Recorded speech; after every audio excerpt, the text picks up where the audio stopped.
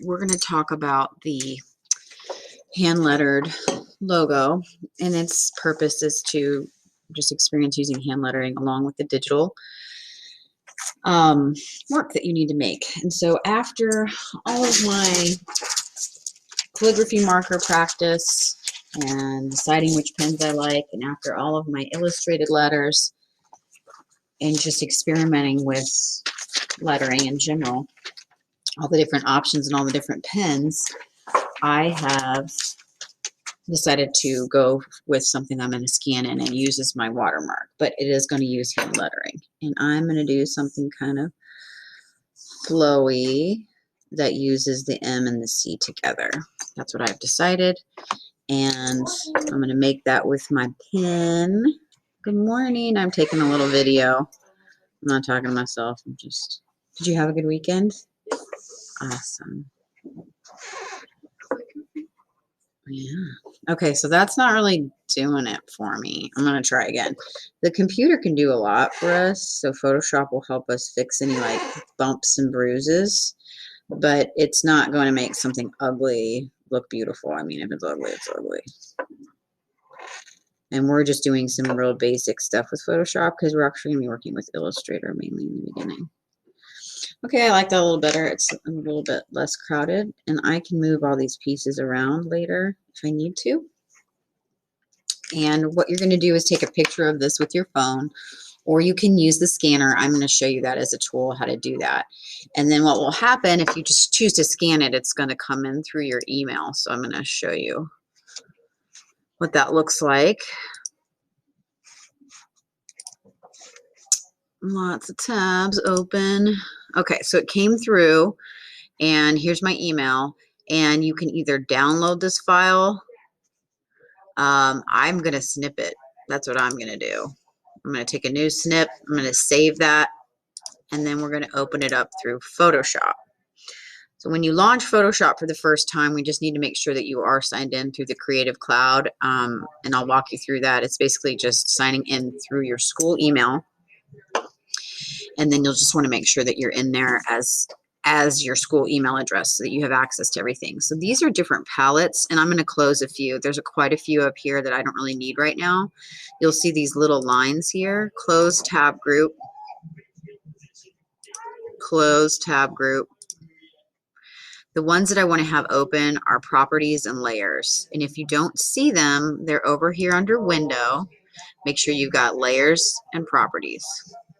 Layers show the different, well, layers that you have open. And right now, you probably only have one. So I'm going to delete these two just to show you. So you have something that looks like that. And we always leave the background locked and we never change it so that we always have our OG or original gangster. That's funny to say that. Now we're going to duplicate that. I'm talking over the announcements. And then I usually hide my background. So that's that little eyeball right here. It doesn't look any different, but when I push the eyeball, that disappears. And what we need to do with this layer is basically make it look better. So crispen it up, get your whites white, your blacks black, and delete the white. So right now I'm going to take this. I'm taking a video. I'm not talking to myself.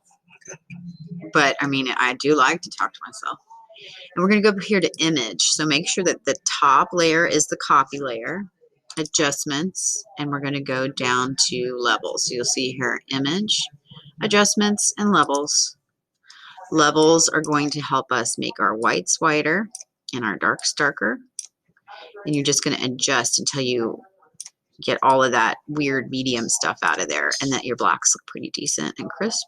That looks pretty good to me. There's some blue happening in there, so watch for that. And okay, that looks pretty crisp and pretty good. And now we are going to delete the white. The tool that I use for this is the magic wand tool.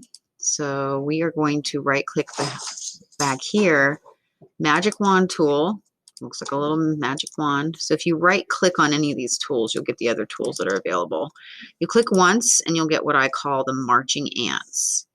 If I hit delete, the white will disappear, but you'll see it missed inside the P. So you can always hold Shift down to expand your collection. Once you have something like this, where it's just the black against the transparent background, that's what we need. And we're going to save this as a PNG, and that keeps the background clear instead of white. So File, Save As.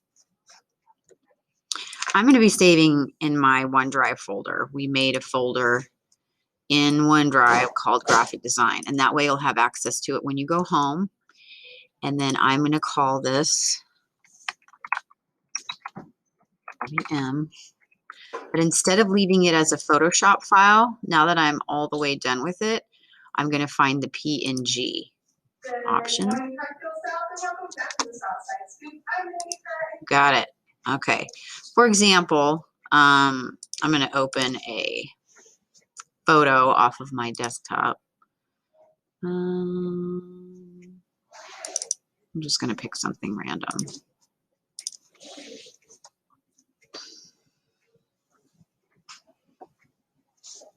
Is it going to open it? I was thinking about opening it. There it is. And then what I'll do is later go place, embedded, and go find that file, which I put in graphics now. Place. And see how it doesn't have the background. And so it's got a transparent background, and I can place it to sign my artwork. That's what we'll do with it. Okay, thank you so much.